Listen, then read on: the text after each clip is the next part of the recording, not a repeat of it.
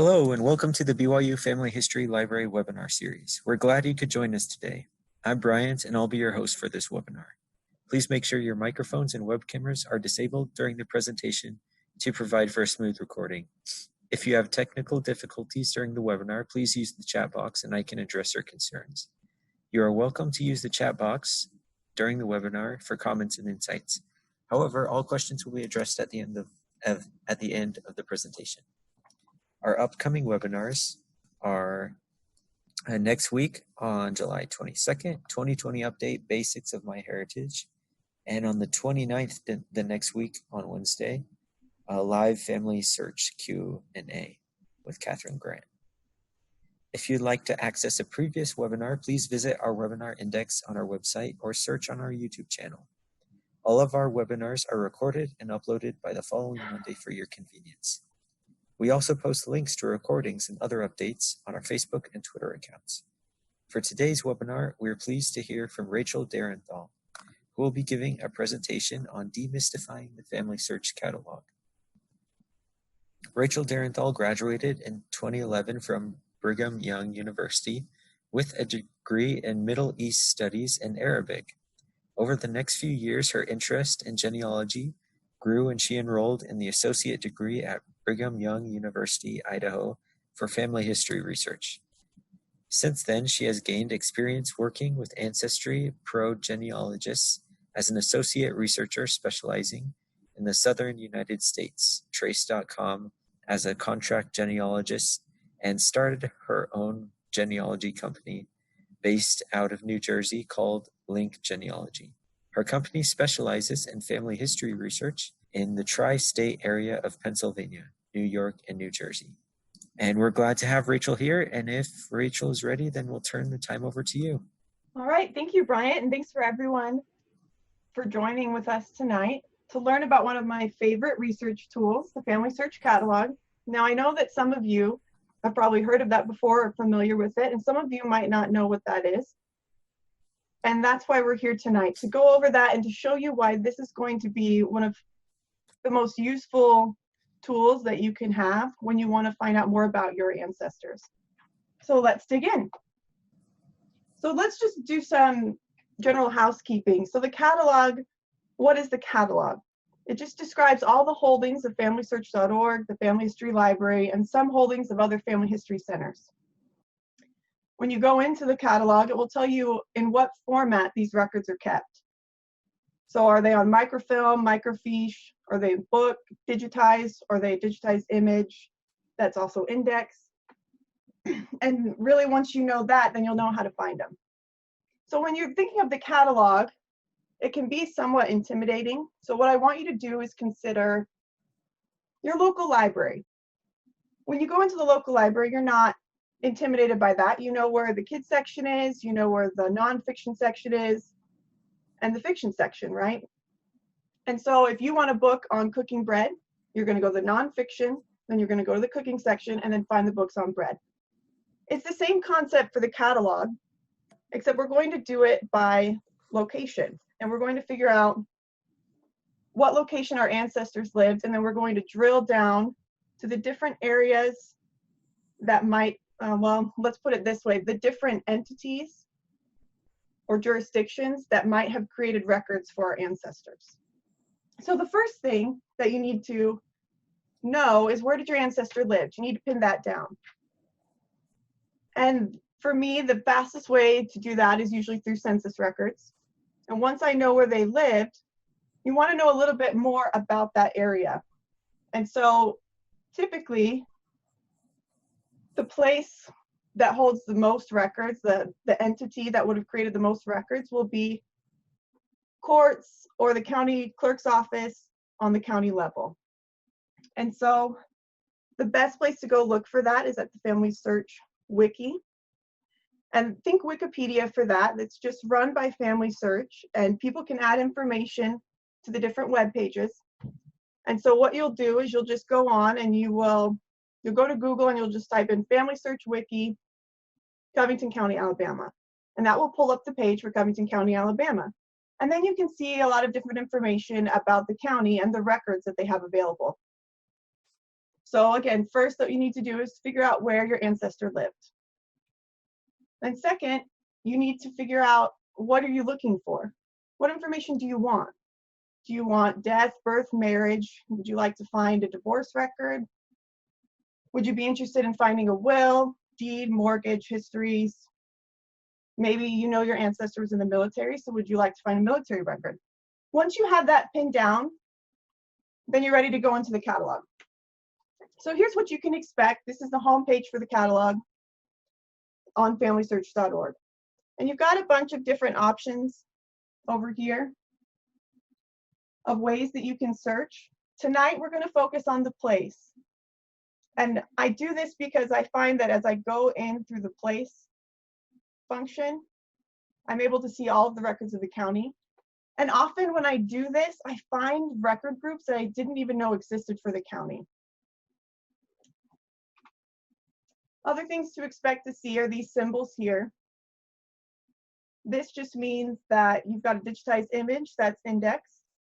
This is a digitized image that's not indexed, and this is really what we're going to be focusing on in the catalog. Because I'm sure most of you have gone into FamilySearch. You've gone and done the general search for records. But that's only as good as the information that the search function is provided. So if these records haven't been indexed, that search function isn't going to pull them. And so that's why being able to navigate the FamilySearch catalog is so important, because you'll be able to find other records that you didn't know existed. Then you have this image here, and that means the records are digitized, but you're going to need to go to a family history center, so the family history library or an affiliate library, to view those. And then this means that it's on microfilm or microfiche, and that will mean you're going to need to go to the family history library to view those as well. Okay, so let's get to the exciting part. So what I'm going to do is give you 3 examples in different parts of the United States and show you how I would go in and find those records. And I'm going to give you specific steps that I take each time that will make it really easy for you to navigate the catalog and make it less intimidating. So the first place we're going to go is Covington County, Alabama. And to give you some background on this person, Nancy Howe was married to a man named Josiah Howe. And I have their military pension. It says he owned land, and I would assume that we'd be able to find that land. But Covington County, Alabama burned, the courthouse burned down 3 times between 1840 and 1900, and then it had a flood also. And so the records that I needed weren't there. So my thought process was, I'd really like to find a will. I'd like to find out more about this land. In the pension, it says that Nancy Howe had 6 children, but only one son was named J.E.J. Howe. So she dies in 1906, according to the pension. And so what we're going to do is we're going to go to the catalog and we're going to look up probate records, records that relate to wills and the estates of deceased individuals, to see if we can find out more information about the Howe family. So let's take a look. So this is the home page, FamilySearch. You're going to go up to the search function and you're going to go to catalog.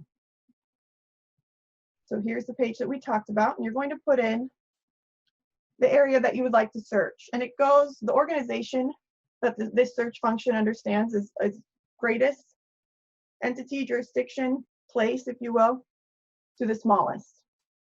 So you can type in United States, Alabama, Covington, and you see how it pops it up for you. Now the way that I do it, because it just makes more sense in my head, is I go Covington, Alabama. If you type in county though, it won't find it for you. And I've had that happen when I'm working with people at the family history centers, and they'll say, nope, they don't have anything on Covington County, but really it's because they've typed in county. So just be careful of that, and you'll see it's popped up right there. So we're going to click on that. Now, if you don't take anything else away from this presentation, I want you to just hear me speaking to you when you go into the catalog, saying, get your bearings. That is the #1 thing you'll need to do. Get your bearings, understand the lay of the land, and understand what you're looking at. because there's a lot of writing, there's a lot of words, there's a lot of information that you'll see. But once you understand the patterns and what you're looking at, you'll be able to find so many records successfully and efficiently. So in every county, you're going to see this little note section. And this is important because it can tell you where that county, I guess, let's put it this way, it will tell you the parent county of the county that your ancestor lived in. And why is that important? Because let's say, if you look here, Covington County was created from Henry County in 1821. If I know the Howells were living there in 1825, it's possible they were living there before 1821. And so I'm going to want to search in both Henry County and Covington County. So that's why taking a glance at these notes and being aware of where your ancestor lived, the time frame they might have lived there, is important. And you can see here it's talking about just when the county's, the county courthouse was destroyed, other information like that. So it's good to glance up there. Now we come down here, and this is just telling you where we're at. Where are we at in your digital library? We've gone to the United States, Alabama section, and we're looking at Covington. And we're going to try to find some books that will give us more information. So right here is the categories. These are the record groups. Is it the cemetery, census, church history, funeral, so forth. And we're going to go down here to probate records. Now, something to note, some of these categories may not be what you're thinking. So if you want to find wills, you're not going to find that listed as a categorization here. That will be under probate. If you want a birth, marriage, or death, you won't see a marriage category. That will be under vital records. So that it takes some time to get familiar with how these are labeled. But once you are familiar with that, you'll be able to navigate that with more ease. So we're going to the probate records. And now if you look here, consider these just the names of a book. And it's telling me we want to look at miscellaneous records 1877. This is on the book spine. Well, I'm looking for something around 1906, so that's probably not what I want. The author here is the probate judge in Covington County, Alabama. So I'm looking at this book spine, right? And I'm saying probate records 1882 to 1990. Perfect. That's exactly what I need. We've got the authors, the probate court. These are going to be the records that are sitting at the courthouse. I want to take a look at them. So again, we're going to get our bearings. We're now inside the book. And I, again, would recommend that you look at the notes first, because when you're looking in the catalog, sometimes you might find yourself getting frustrated with the organization of the records in the county. And it's not FamilySearch out to get you and make genealogy difficult. It was filmed how the county had these records organized. And that differs between record groups. I've seen land records be really well organized in the county, and then probate records be a complete mess. And so coming here, these notes will give you some insight into how those records were organized. For example, you'll see here it says indexed in rough alphabetical order.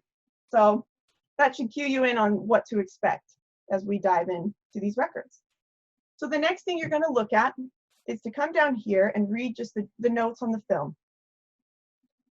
So again, you can look here and you can think these are book spines. And this is the general index to estate, wills by surname, and it gives you the year. And look down here. Okay, this is volume 1 in this time frame. Volume A, volume 1 again, volume 2, and you can see it's a little confusing, but again, this is how it looks in the county. I bet if you go to the county courthouse, you'll see these volumes and they'll be labeled similarly. So then you'll come here and you'll look at the location. Okay, where can I find this microfilm? Well, it's sitting at the Family History Library in Salt Lake City. Okay, then you'll come here to the film. This is the microfilm. So if you wanted, for fun, to go to the Family History Library and look this up on microfilm, this is the number that you would need. And then this is the item number. And that's just telling you this is the section of the microfilm that you're going to want to go to. And this is really important. I can't tell you how many times when I started doing genealogy, I would just went right here without giving this a second glance, because understanding the organization, understanding that I'm going into this part of volume 1, and understanding what section is really important, If you don't do that, you can find yourself in the wrong spot on a microfilm and get very frustrated very quickly. So let's look. Again, you're going to get your bearings. Don't be intimidated by all the images or how zoomed out I am. I'm doing this on purpose. It will make it go faster. So if you look here, these are your general microfilm images that you're going to see at the beginning or end of a microfilm. This is the front of one of the books in the county courthouse that you would pull down if you were actually there.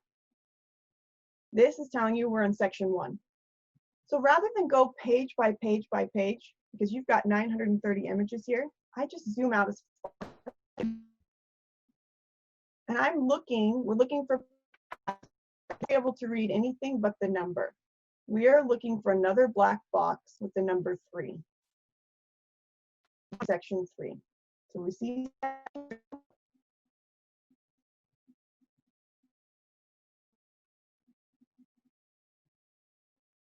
we found section 3, and you can double place. We're going to click on this book. It really is just an image of the front of the book that you would pull down. States and wills, 1896, and I'm assuming further. And I know that it goes past 1906 where we want to view. So I'm going to zoom out. Sorry, the internet seems to be. Our bearings. We're going to understand how the county organized these records, because that's going to help us immensely. So when you get to the book, since we've legitimately opened up a book, right? We're looking inside of a book that's at the county courthouse. And you can see it's telling us these are the first letters of the surnames. And we're looking for Howell. I'm not seeing H's in the A's. And at this point, what I back out here. And let's zoom in just a little bit. And this is where I really want to emphasize we're looking for patterns that will help us get through the microfilm quickly. If you note here, this was the indexed image of how we're going to find information in the index. And it has a blank section over here and a column to the right. Now, all of these other pages, they don't look like that. These are just actual names, surnames in column form. So we're going to look for another page that looks like this, because that will probably have the H's on it. And let me know if you see it. I have it over here. Can you see that that looks different? That looks like this one up here. Go ahead and click on it just to be sure we didn't miss it. And that is, and we're going to come here and we need HOW. Okay, it's going to be on page 67. So you've got your yellow box, that's the image that you're on, and that's helpful when you're zoomed out as far as I am right now. And we want to get to page 67. And what page is 1 per image? So what I'm going to do, just some quick math, I'm going to put 67 on 600, and we're going to go to 710, if that makes sense. And if I'm going too fast, know that this will be recorded and you can go over it. I just want to make sure we have time for questions and to go through all the examples. So put that in there.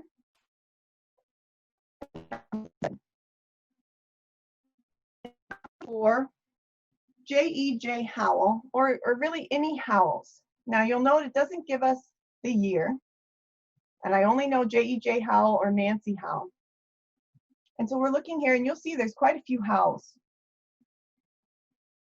And this might be somebody related, but the names aren't familiar. Now this is interesting. As you're looking in these indexes, keep in mind human error, spelling's not standardized until later in the 1800s. And just keep in mind that if it looks similar, it's worth looking at.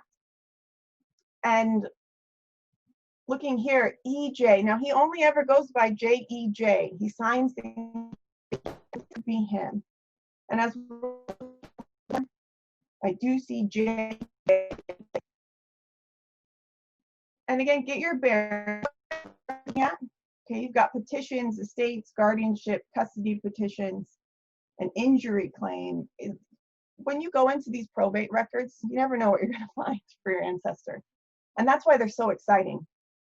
So because I want to just emphasize the fact that indexes can have names misspelled, I want to show you this one. So we're going to go to volume 4. So this is where you would find it in the actual county courthouse. Volume 4, page 289 to 290. And it looks like he's got more in this same volume of information about his estate. So all you're going to do now that we know where to look is we're going to see volume digitized. Sometimes they don't have the ones that you need, and you will need to either visit the county clerk's office or give them a call or hire somebody to go do that for you. And it looks like if we come back here, we're looking for volume 4, book 4. Perfect. They do have it. This is the right time period. Well, it's a little bit later than we'd like. It's in 1920, 1925, but that doesn't mean it doesn't apply. Because when you think about probates, I want you to consider that that process costs money. To put something through the court and have everything legalized so you can sell it and divide everything equally if there was some sort of dispute, that costs money. And I know from this pension that this family was particularly poor. So it's not surprising to me that they wouldn't have probated this estate right after their mother passed away in 1906. So keep in mind that you can probate an estate decades after somebody dies. So don't just look the year before, you wouldn't look before, the year after the death, or 5 years. Give yourself some time. Make it 20, 30 years, just to be sure. So we're going to ahead and click here, and there's something I want to emphasize. Did you guys see a section number? Before we jump into the belly of the beast, we really should make sure that we've seen the section number. So item 2.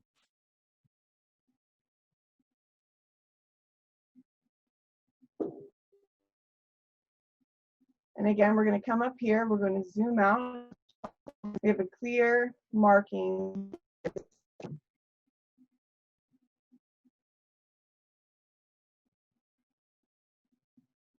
Okay, and you zoom out as far as you can, for you to see, and go in and you can look at this, and it's the image of the book spine, and that is volume 4. So I'm going to zoom back out, and I want getting our bearings right, and look at this. Do you see how these pages look different from these pages? This is the index within a book. And that's something to keep in mind as well. If you're going in FamilySearch and you're like, there's no general index, how am I going to do this? I can't go through all of these books page by page. Well, go ahead and take a look at the book, because often there's going to be an index at the beginning and sometimes there's one at the end.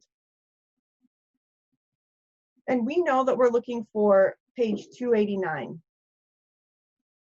So I want to click here and show you there's 2 pages per image, right? And right here, we're starting on. And what you're going to want to do is, because there's 2 pages per, and we're looking for 290, you're going to just half that. We're going to do quick math again. Otherwise, you're going page by page or haphazardly clicking on things trying to get close to 290, which is, you can do that for sure. But if you're fine with doing math, go ahead and you'll do 145 on top of 360. And so that's roughly going to put us at, not a mathematician, so we're going to say 500. Am I embarrassing myself here? So we got close. This is close enough for me. And you're going to go to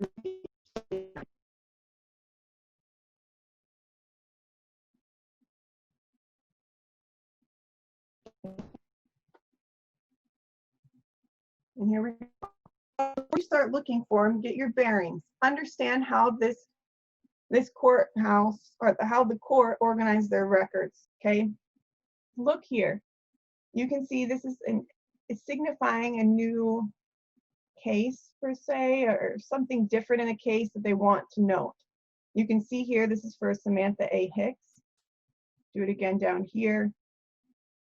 Samantha A. Hicks. We've got here, here. So just kind of get an idea about what this means. What this could mean that you're on a new person or on a new item of business for that case. And this right here, signifying a page break. And if you'll look here, we've got J.E.J. Howell. And you remember in the index, it was just E.J. Howell. And if I had skipped over that because it wasn't exactly what I thought it should be, we would have missed out on some great information. So let's just see what you can find in probate records. So the first thing that you might find says J.E.J. Howell departed this life, Red Level, Alabama, on the 16th day of April, 1922. And now, in the South particularly, compliance for registering civilly births, marriage, and deaths, it often doesn't happen until the 1920s, 1930s, 1940s, depending on the state. And so you might not have an actual death certificate or a registration of a death.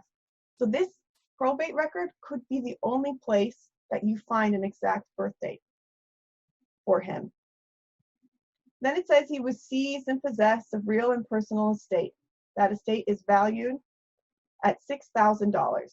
And this is helpful because let's say you've got a really common name like John Smith, and there's a bunch of them, and there's like 5 of them dying in the same 5 years.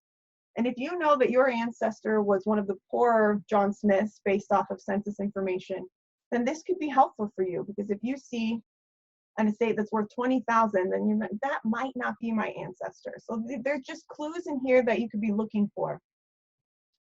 Then we see that Mrs. Elizabeth A. Howell is his widow. And now here's what's really, this is my favorite part of this document here. I know from census records he had a daughter named Mary. But if you note here, and maybe we should make a picture. What's special about Mary? Mary Elizabeth Howell, the adopted daughter of the said decedent. This might be the only place that you could have learned that she was adopted. And then you have new avenues of where to research, especially if you're into genetic genealogy. Okay, so now that we've gone through the South a little bit and we've dug into Covington County, let's skip over to Scott County, Illinois, and we're going to be looking for a marriage record. Quickly, but you're going to come back up here to catalog. You're going to put in Scott, Illinois. Okay.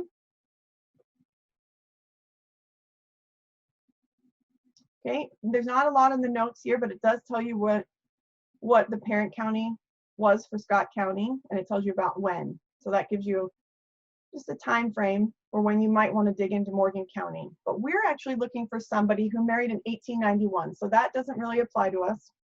And we're looking for a marriage record. And does anybody remember what is the record group called for that? Am I looking for marriage? I'm looking for vital records. And we've got a little bit more here than we did for probates in Covington County.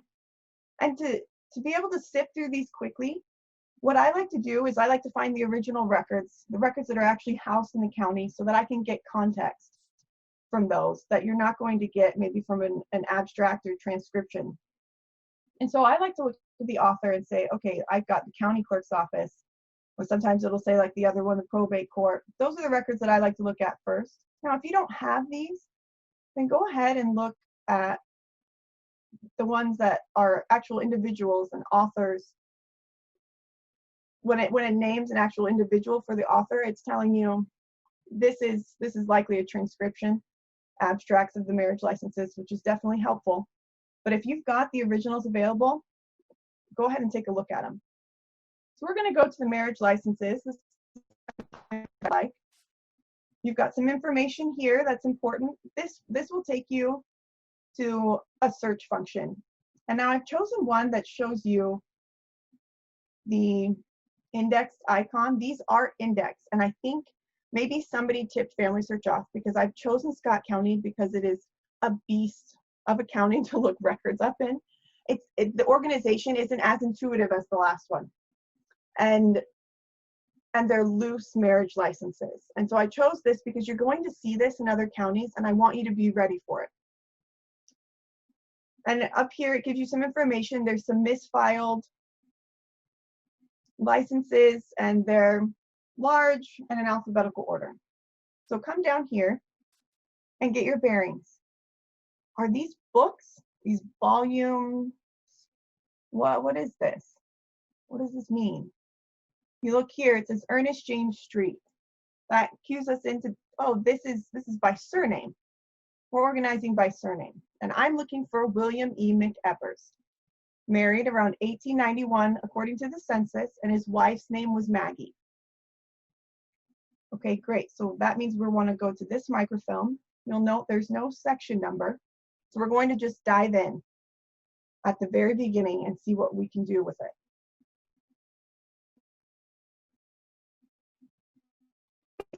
We come in here, again, and you'll see it's loose papers. This is not the probate county, or the probate court in Covington County where we've got books and it's neatly organized. Can anybody tell me, do you see how the county might have organized this? That's your first step. You have got to get in the head of whatever county clerk decided this was the way it should be organized. If you look here, and it's by K, and we know that this microfilm that we hopped into, it said K through N, I believe. And so we know that this is signifying all of the images after this, they're surname K. Well, we want,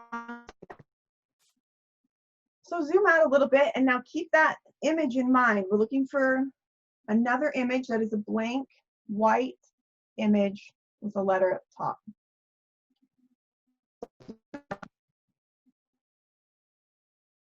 Okay.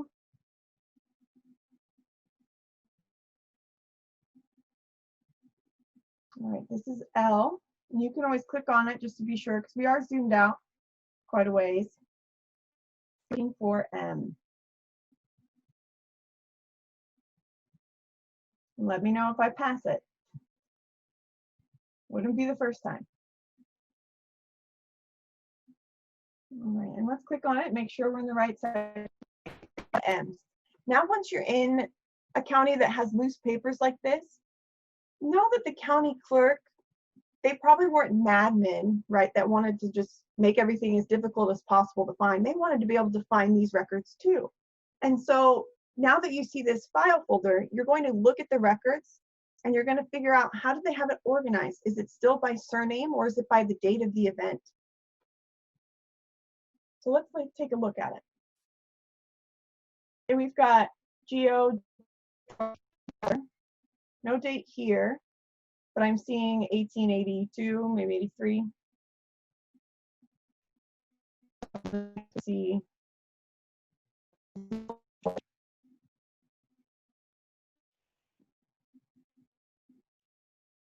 This is James McEssay and 1890. Okay, so that's still in the date order and alphabetical order.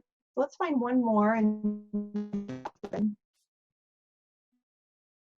89. So it's not in date order of the events as they occurred, but it does appear that it's by surname. Okay, great. Well, we're looking for McEvers, so we don't have too far to go. But there can be a lot of Mick and then, you know, rest of the surname in a county. So what, and remember, keep in mind, if you got lost as that went out, this is where we're at. I'm just going to click down and get how many Mick peoples we have. And this is, we're still in the C's. So come down here, close, and I might just scroll over, see.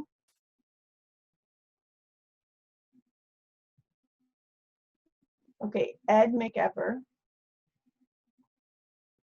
Okay, we're getting closer. You can feel. So we're him.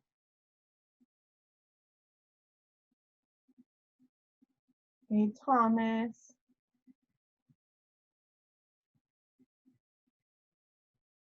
Okay, well, we want William. I'll look one more, but it should have been before there. Anybody see, did anybody notice something? Give us a clue as to where William is here. Now, there's a chance that maybe he got married in a different county, and maybe this isn't where he's at. But did anybody notice where he might be? And this is why it's so really important to get your bearings and understand what you're looking at. So let's drop this down. Also very important to be able to see the whole, because as you come down here, you'll see William E. McEvers. And he is not for the same person. Typically, you know, you'll see it side by side. It's not often you'll see it on top of each other. And I'll tell you, the first time I looked in here, I got really frustrated. I was like, I don't know where he's at. And it's just taking the time to get your bearings and give it a good look over and make sure you're seeing the whole image. And now, if you have an ancestor who was born, married, or died in Illinois this early, you are blessed, because there's so much information on here that a lot of places you're not going to get in 1890. You can see the place of birth, father's name, the mother's name, individuals. And on the next page, you've got the actual. Now, what's special about, you should keep in mind as you're looking at marriage records, there's a lot of records created at the time of marriage. And one of them is legal guardians giving permission for minors to marry. And if you note here, Maggie Loving, she's young, she's 15, and William is a lot older, so you won't see permission being granted for him, but you might find a permission being granted for her. And you may not see these digitized, the county might not even have those still, but this county does. And here's where you're going to find them. So if you get back out of here, if you remember, there were more. I just want to show you.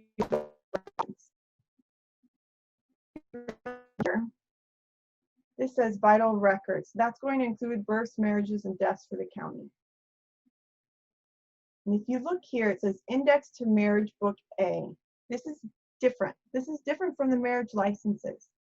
This is an actual book, and you can go in and see if there's more information and another record about this marriage. And there is. And we don't have time to really dig into it, but if you'll note, this is why it's important to look here. This can get confusing, because once you found this, I'm blanking on his name, sorry, William E. McEvers in this index, then you're going to need to find him here. And he's actually in Book B. And so you'll need to be able to identify where Book B is. And if you'll note, Book A spans 2 microfilm. And so just keep in mind that you'll want to be familiar with the notes before you start clicking in to specific areas, and make sure you're looking at the right section or the right book. So here's actually what it looks like, and this is why it's really exciting, because this one is really cool because you see a lot of you see the handwriting of the individuals, and I'll show you just might be able to here. But let's go back to Maggie Loving. If you note here, this is Alice Orris, and she is the mother of Maggie Loving, who is a minor. Now, if you were looking for Alice Loving, you might have never found her, and you may not have been able to track her to her death unless you looked at this record and said, oh, she married. She's remarried. And also it says that she has no father living. So that can give you a time frame for when Maggie's dad might have passed away. And so that's why it's really important to make sure you're looking at all the possible records for an event that are listed online, or if you're in the county courthouse, make sure that you ask the county clerk or the archivist, what records do you have for marriages? Because you might be surprised at the different types of records that are available for you to look at. and they can really help you build that story and give you meaningful images of their handwriting and signatures. And I've seen some of these, and it goes on and on about how he loves his daughter and he's really trusting this man to take care of her. Full page, and then he's like, now I give you permission. Just make sure you understand that I like her a lot, you know? And so you can get a feel for the people and for your ancestors as you look into these records. Now the last look, I'm showing you this example why it's important to be able to even if records are indexed. So I'm going to take us here, and we're going to pretend like we're just doing a regular search, just your typical search that you would normally do on FamilySearch. We're going to go to records. It's about to come up. And her name is Anne Parsons. She was born in England, and she died about April 1886 in Jackson County, Michigan. You can put county in this, it will still find it for you. And we'll go 1885, 1887, just to make sure we're covering our bases. And let's look at it.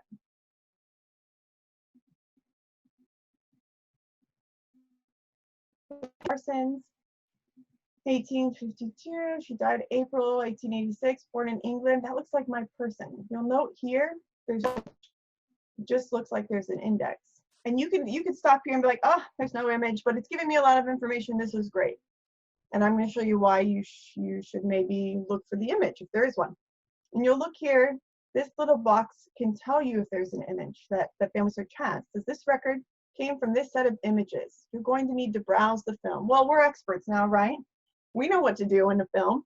So before you jump in though, and I have this open because I was looking at it earlier today, but it'll say document information. Before you jump in, click here because it will give you looking for volume B, page 5.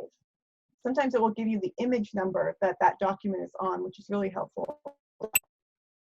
So volume B, page 5. Jump in and see if we can from the index is the context. It's so important if you can to look at. Okay, so again, we're going to get our bearings. This is just your typical beginning of a microfilm images. Begin. Let's look at the B. Let's see if what. Okay. So zoom back out. Images. Apologize for the slow internet. And let's not scrolling for forever. Image. It looks like a book spine. Now you have images here, but it says continued, and this is actually a continuation of book A. I don't see anything that looks like that book spine above. Ending that. We're starting a new one. Come in here and just double check. Book B. Perfect. And we don't have to go. We're looking for page 5.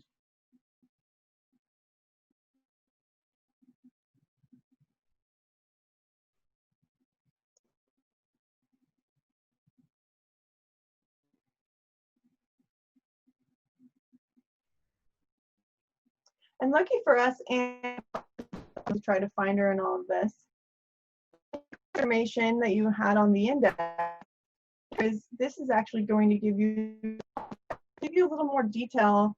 If you're writing up the history of Anne Parsons and you want to know more about what she went through and about her life, well, knowing that she passed away from consumption adds a little bit of that extra detail and the care to that history. And it shows you, unfortunately, doesn't give the parents' names. It does say that she was born in England. Well, it notes England, although it says that's her residence. But what I want you to see if you can identify what's really significant about this image and why, if you had just looked at the index, you would miss something really important about Ann Parsons and her family. And I'm just going to give you a second to see if you can spot it.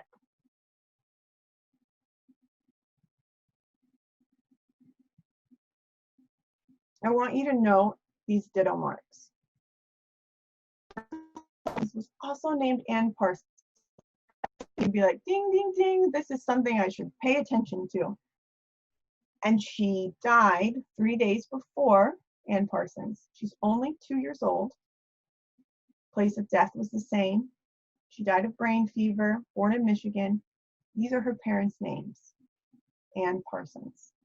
Now, of course, you're going to want to go and verify if you can, but what does this tell you? The assessment here is that Ann Parsons had a daughter named Ann Parsons, and they both got sick at the same time and passed away. And now you have a tragic story, but you have a story, right? You've got some more information than you would have had before. Because now you think about George Parsons and you say, man, he lost his wife and his daughter at the same time. How devastating for him.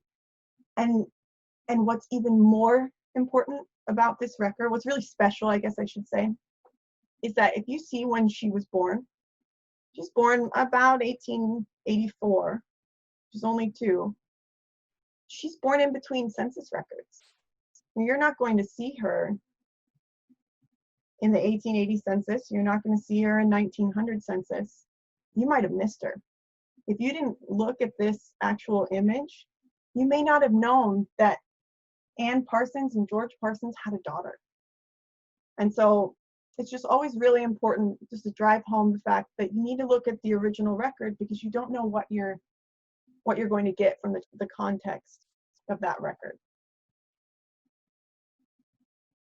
And that's it. Let's go ahead. Actually, it's not it. Let's look at just a quick review of what I've talked about. So first, you need to identify the jurisdiction for your ancestor. And when I say that, I mean the entity that would have created records. And typically, entities on the county level are going to create the most records for your ancestor. So identifying the county will help you locate those records in the catalog. So simply put, know where your ancestor lived and know the county. Determine the records you'd like to find and understand the record group. So if you want information on death and maybe some family relationships, you'll go to probate records. If you want a birth, marriage, and death record specifically, you'll go to vital records. So understand what records you want and what information you're looking for. Then you're going to go and you'll type in the place of interest into the catalog, into the place search function. You'll look at the available record groups and identify those that might give you the record that you're seeking or the information you're looking for. Then click on the record group, and then number one thing to take away is get your bearings. Understand what it is that you're looking at. How did the jurisdiction organize their records? Are there multiple books on one microfilm? Are these in file folders, or are these in book format? Or are they just loose? And you've got to take a minute to get into the head of the county clerk at the time and understand how they were organizing these records. You want to pay attention to the film number. Does it have an item number listed under it? Make sure you check that before you dive in. And you'll find the record, and sometimes there will be no index, but typically records are organized by date or alphabetically. Not always, but usually. So if you know the surname of the person you're interested in and a specific year, or maybe just a close range of when they might have passed away or been born, you can still search these records successfully, even if there's not an index. Now, if it's a particularly difficult group of images, like there's no clear organization, there's no index that's been microfilmed, there's no index in the beginning of the book or the end of the book, give the entity or the courthouse, the clerk's office that would hold those records, give them a call. They're more than happy to help you. And they can let you know if the index is there. And for example, I was doing some research in Salem County, and a lot of those records are online on FamilySearch, but I was looking at specific court records, court of session records, and And not all of the indexes were there for the time periods that I needed. And so Salem's not far, so I took a little drive, and I spoke to the first person at the desk, and they said, I don't know what's in this. They had two rooms, right? They had an archive room, and then they had a more recent record room. I said, I don't know if you're not finding the index, because I'd done a brief search around in the archive room. So if you're not finding the index, then I don't know if it's there. Well, I went over to the more recent records room, and I talked to the archivist there, and she said, oh yeah, we keep the general index of all of the court records on this side. It's not in the archive room. And so I was able to quickly find all of the records that I needed just because I spoke with the archivist. So sometimes you're going to have to hop and find somebody that's the most knowledgeable about the records, because there's going to be a lot of records, and typically the archivist or the actual county clerk will be able to help you. And so that's just something to be aware of. If it's particularly difficult, don't waste your time getting frustrated on it. Go ahead and give whoever holds those records, whether it's the state archive or the county office, give them a call and see what they can do to help you. And now, does anybody have any questions for us? And also feedback. I would love to have feedback from you. If you would like, just go ahead and send me an email. I'd love to hear back from you. And if you have any questions, let's turn it over to Bryant. Awesome. Thanks, Rachel. Yeah, if anyone in the audience has any questions, please post them in the chat box. It looks like we do have one question from Kathy. It says, I'm assuming you can't find any information about trusts. Am I correct? Oh, define trust. What do you mean by a trust? Like, yeah, define trust for me. What specifically are you wanting to find? All right. While we wait for Kathy to respond, should we move on to another question? All right. Sorry, Kathy. Okay. Oh, actually, Kathy just responded. Some people have a will and others have a trust, she said. Okay. And maybe I'm not as familiar with the terminology as I should be. Typically, if you're going to go into probate records, what you'll see is you can see really anything that deals with the estate that the person might have had, real or personal property. And so I'm not sure if I'm understanding the term trust, and maybe I know it by a different name. It's very possible that what you're looking for will be sitting in the probate records of that county. And so I would just, if they have a general index for all probate records, go ahead and look at that index and see if you see the surname in there. And then it can identify, maybe if it's dealing with a trust, it might identify it as that. And give that a look over and see. That would be my advice to you.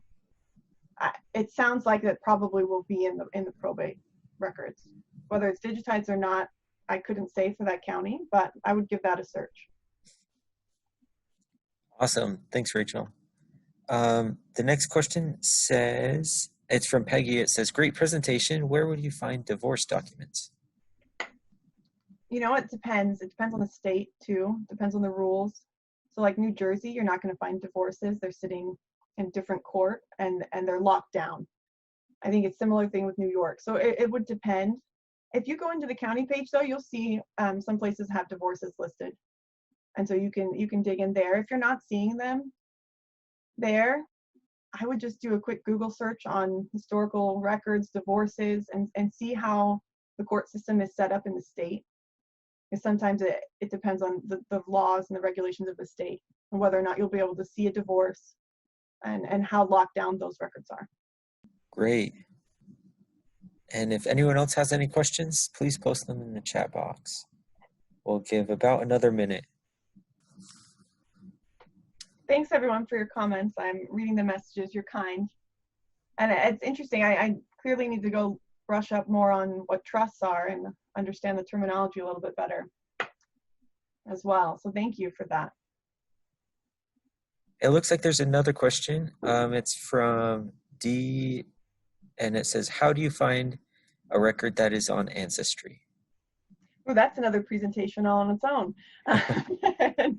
and I'd be happy to do one at a later date. Yeah, that would take some time. Look out for that. That's something that maybe I can do later. And there might already be one. I'm sure Bryant probably knows if there's one that's already been done that might be good for you to go look at. Yeah, I'm sure there's quite a few webinars on Ancestry.com. There's actually one, I think, next week. That's a 2020 update with James Tanner. So join us next week, and he'll go over the basics of Ancestry.com.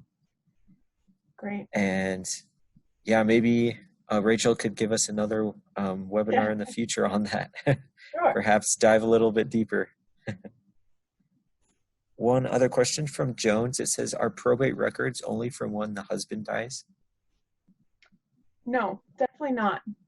And within probate,